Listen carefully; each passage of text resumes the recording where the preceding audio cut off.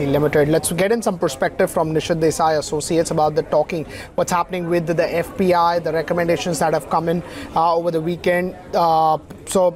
Richie, what is your first sense? Do you think the norms that have been recommended now are simpler and they are more adaptable for these players? That is correct. So, hi, and thank you again for having me. I think I'll quickly summarize.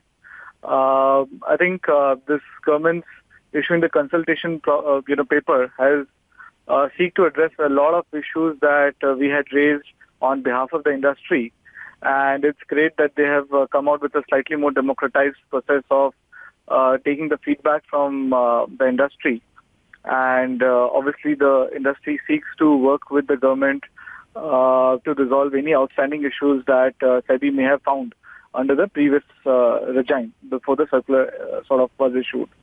Now, I think a key driver to a lot of the solutions has been the fact, and this is from a technical perspective, is that this application of beneficial ownership, which is a term which has been borrowed from KYC laws in India, which were being applied by SEBI in this April 10th circular for, imposing restrictions on investments and control, seem to have been identified, and it seems that SEBI through the committee is keen to resolve all the issues that arose because of this, reference, which ought not to have been made.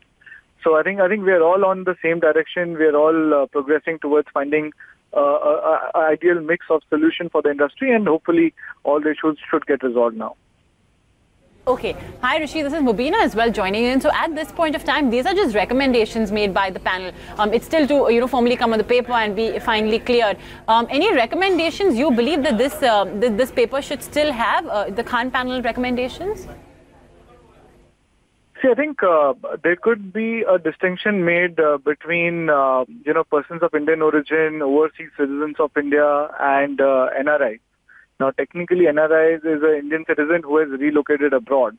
Now, there's been some restrictions on how they interact or engage in investments in India versus somebody who is not an Indian citizen anymore, but is 2 or 3 degrees removed from Indian citizenship, who is a foreign national, holds a passport from a different jurisdiction. They should not be saddled with all the restrictions that come, or that gets imposed on NRIs. For a variety of reasons, including how the regulations have evolved over the years. So I think that is one area where, we still need to work more towards. Having said that, the committee report that was released acknowledges this issue, but says that it could perhaps be outside the mandate of the committee. So it remains to be seen how this will be resolved as we go along. Right, Richie, thanks so much for taking out time for us and